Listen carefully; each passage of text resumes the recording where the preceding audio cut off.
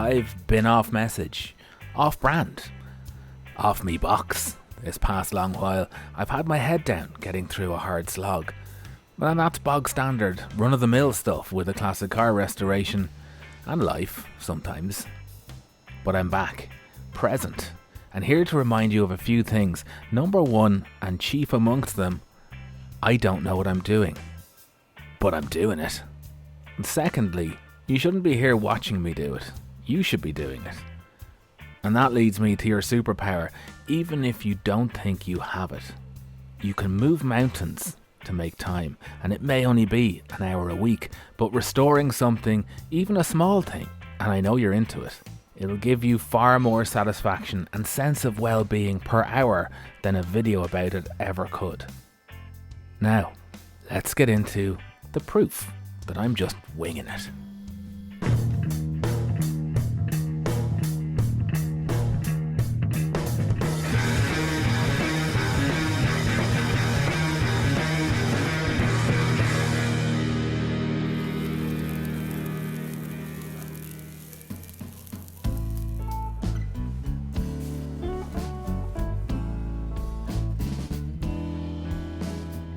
Dry guide coat, it's such a treat.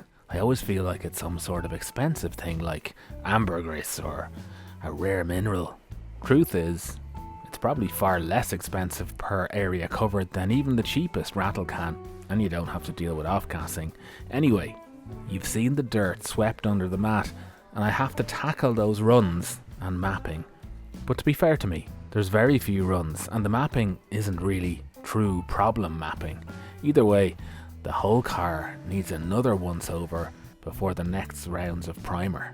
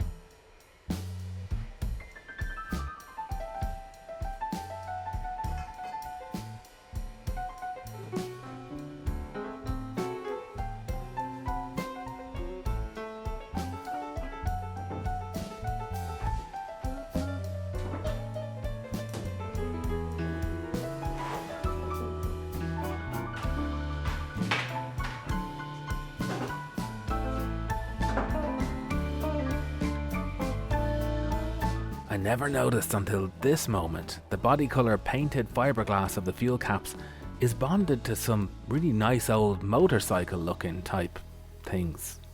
I'm not about to go teasing them off to replace with ones that aren't rusty, even if I could find them. A good epoxy should be fuel proof enough. And yes, this is what I've been doing for weeks and weeks and weeks, prepping and re-prepping all of the body panels. And I'm not even all the way there. I spent a week on the doors alone, and as I watched through this footage, I still see tiny blemishes that I've missed. All I'll say is I'm glad that I already started the prep on at least some of these panels months ago.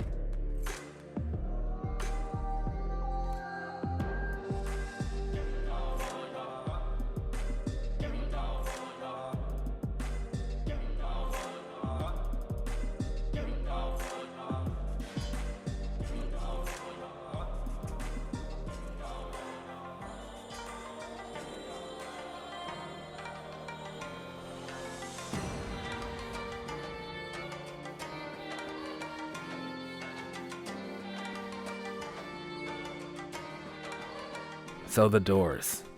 There were cracks and ripples, thin sections, chips, pinholes, gaps, and lots of paint in awkward corners, and frankly, they're the worst part of the car so far in terms of finish. They get the most abuse of the whole body, so fair's fair, but I've come to understand why people rag on Lotus, and even despite that and the work I had to do, I only love the car more. You might say Lotus didn't get away without a tarnished reputation in terms of quality, but what other marque is allowed to, even expected to be this rough in the name of performance? What other marque wears its race breeding this unashamedly? 1978, the year my car was produced, was the last year Lotus won the Constructors' Championship. And that's sad. But this car wears that year and all 6 other winning years on a badge from the factory. So in that context, I've always marvelled at how fickle we are, slagging a manufacturer that brought us something so true to its ethos.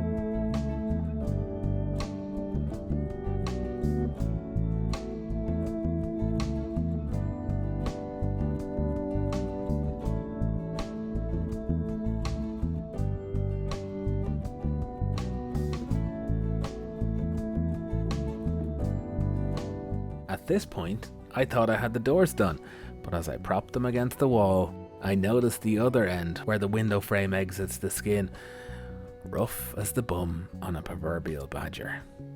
Okay, I had to look up badger proverbs, and there is one. The rock badgers are a feeble folk. yet they make their homes in the crags. That worked for this channel. No mention of rough bums though.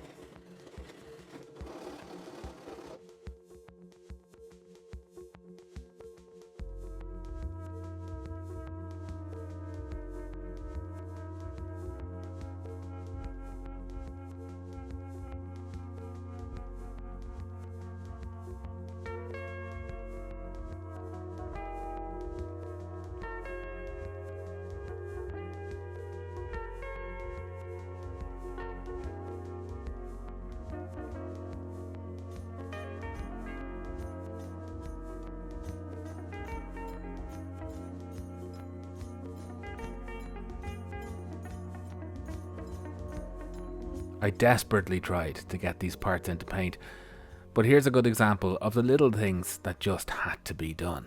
80 grit swirl marks deep in the gel coat of the front splitter from a bad day I had when I gave less fucks than usual. And this brings us neatly back to our superpower. You'd need to have deep pockets to be able to pay someone for this kind of time spent. Or put another way, you have the potential to do a job as good as only the richest owner is likely to pay for. That's a bold statement, but Gar and I did a rough calculation based on the average trade rate for labour and the hours I've put in so far. It came to well over 300,000. And okay, I feel a bit silly, but if I were a pro, I'd likely do the same work in a third of the time, but you get my drift. I'm building a car I couldn't otherwise afford, using mostly time. Superpower. So get on it. If you're a patron, I'll see you behind the scenes with some juicy detail on this episode. Thanks and welcome to new patrons: Jared Adams, Bruce Fowler, Chris Shaw, Earl Rock, John Yu, Patrick Donaghy, Simon J. Anderson, Thomas Werner Reesey, Daniel Hale, Graham Ring Davies, Michael Keeney, Thomas Avila and Jonathan Love. See you next time with the last of the priming, and then it's fettle some mechanicals so I can drop the body onto the rolling chassis. Until then, stay stuck in and good luck.